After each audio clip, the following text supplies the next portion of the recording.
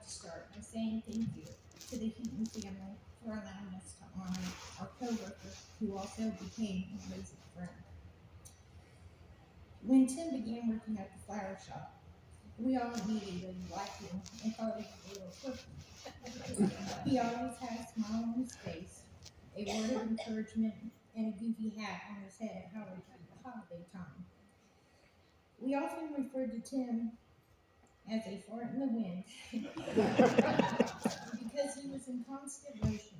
He would answer the phone before it even finished ringing. He would try to run to take a customer's order. The only problem was they were still in their cars.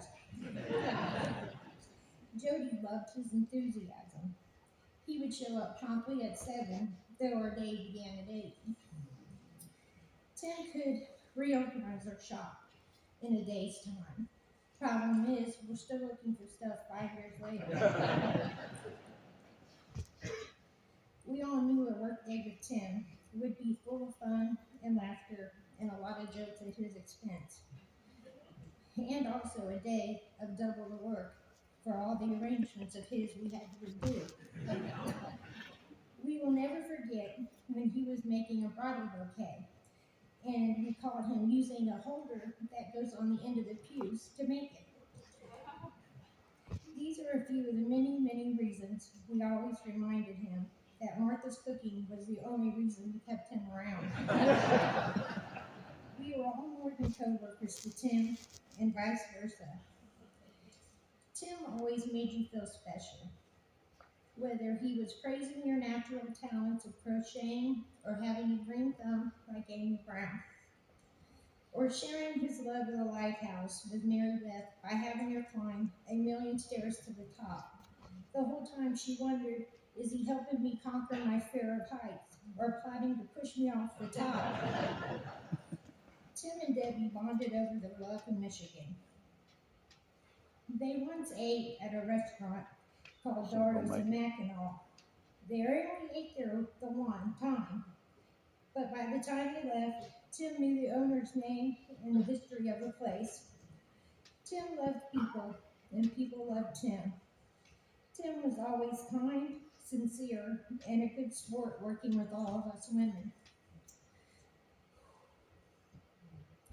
The Lord also worked through Tim at our shop. When Carissa and Linda began questioning their faith, Tim was there. He was there to listen and guide them, to remind them not every day is perfect. God loves you. God is always with you. Stand strong in your faith. Tim had a way of communicating with you, so you knew his faith ran deep. At day's end, we always heard, "Good night, I'll be praying for you." Tim and I bonded over flower workshops at the Senior Citizen Center. I was scared to death to talk, let alone to teach. Tim encouraged me by saying, "Class, this is Amy. She'll be teaching tonight." I'm glad he pushed me, so I have at least some nerve to speak today. Since the day Tim entered hospice, the song "How Great Is Our God" has played on repeat in my head. I feel this song is a reminder to all of us God's greatness by placing such a wonderful man, mentor, father figure, and friend in our lives. It brings us joy knowing you are now God's groundkeeper in heaven, and it's even more beautiful because of you. From all of your girlfriends at church, Miss Tim, thank you for the wonderful memories. We love you.